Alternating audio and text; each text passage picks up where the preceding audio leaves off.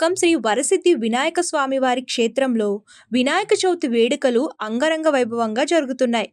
భక్తులు భారీ సంఖ్యలో తరలివస్తుండటంతో ఆలయ ప్రాంగణమంతా సందడిగా మారిపోయింది.